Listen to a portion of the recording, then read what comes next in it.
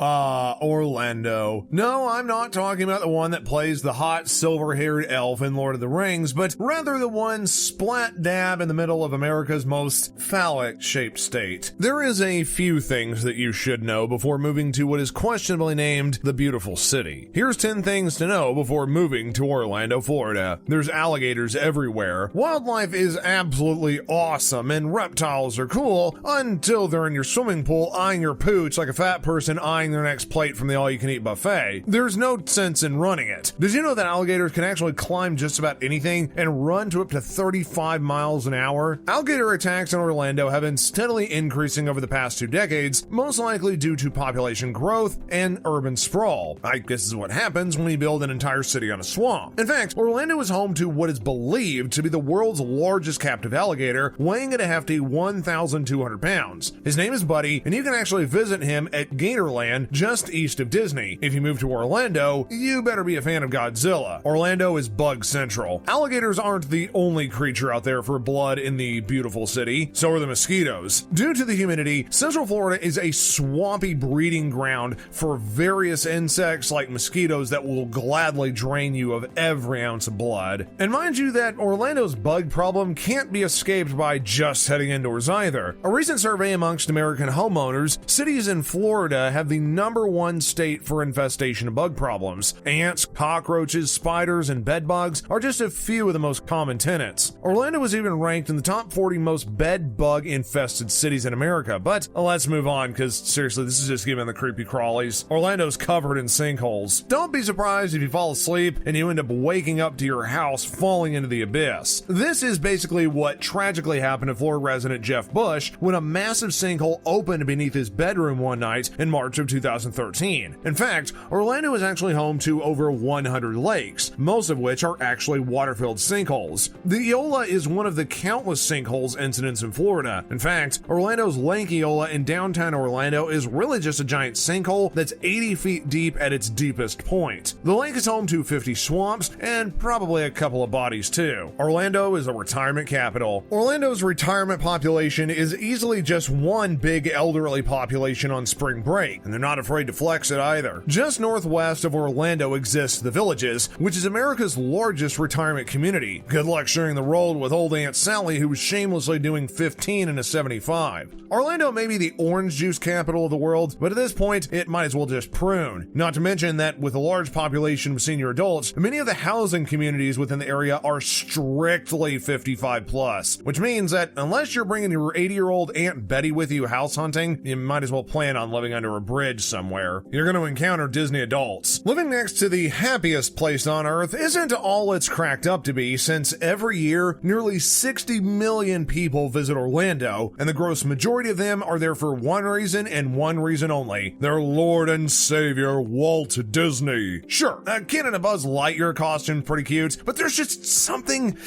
I don't know, undeniably disturbing about adult couples coming in dressed as Cinderella and Prince Charming. And don't even get me started on the over-the-top annual vacations, which some families act like their life depends on it. What's even more disturbing is that the Wall Street Journal actually lists Disney as one of the most popular places in the world to scatter the remains of loved ones. The act is so common that staff have not only got a code word for it, but a special machine that is used to suck up the ultra-fine evidence. So if you're heading over to the Pirates of the Caribbean ride and strapping yourselves in, then get out if you ever hear the word HEPA come over the intercom. Gun control in Florida is a mess. It's no secret that Florida's gun control policies are a subject of nationwide critique. Orlando was the scene of the 2016 Pulse nightclub mass shooting, the second largest gun violence massacre ever in the US. During the global health pandemic, Orlando had reported a rise in gun violence, and in fact in 2020, the number of homicide victims in Orlando was double than what it was in 2019. Unsurprisingly, nearly 3/4 of those cases were gun-related. Gun sales have also spiked in Orlando this year, and according to experts, many are first-time buyers, largely purchasing out of panic and fear. Oh, don't worry, they're also mostly untrained. Orlando's home to a lot of nutters. There are so many bizarre crimes which get reported in Florida, particularly Central Florida, where Orlando's located, that an entire phenomenon has been born. Florida Man. Seriously, all you have to do is Google your birthday followed by Florida Man, and my God, the amount of wild stories you will read on just that one day alone alone will make you think that Orlando lives in some alternate drug-fueled dimension. In all fairness, though, Florida Man is the symptom of a much larger issue, and that is the state's lack of mental health funding. Florida has the 49th lowest funded mental health program, spending $37.28 per person every year. For reference, Mississippi spent 4 times as much on its mentally ill. Get it together, y'all. Orlando's ranked as the most dangerous city for pedestrians. The Florida Highway Patrol cites roughly 25 to 30 collisions every day involving pedestrians in the greater Orlando region. The main blame? The city lacks proper infrastructure and sidewalks for pedestrians. There are certainly other issues at play, like the amount of older drivers on their way to the villages and the volume of clueless tourists, and I assume swerving for gators. Orlando is incredibly flat. Okay, it's not like pancake flat, but still, it's flat nonetheless. Hopefully you're not much of a mountain biker. While the hills might not be alive with the sound of music, the swamps will certainly be alive with the sound of thunder. This is because Orlando has some wicked weather. It's no secret that Orlando experiences some of the most dramatic weather of any state in America. The combination of heat, sea breezes, and humidity from the state's opposing coasts create the perfect storm, literally. Located 60 miles from the coast, Orlando is more protected from hurricanes than cities on the coastline. Orlando's actually where many coastal Floridians evacuate to, and with that being said, Orlando takes the cake for lightning and is also known as the lightning capital of America. More people are surprisingly struck and killed by lightning in Florida than any other state, and Orlando is the heart of all of this, where the most tornadoes in the state occur as well. Toto, I don't think we're in Orlando anymore. And while a twister probably won't take you to Oz, if you're lucky, it might just take you to Miami, in which case you might want to check out our other video, Top 10 Reasons to Move to Miami.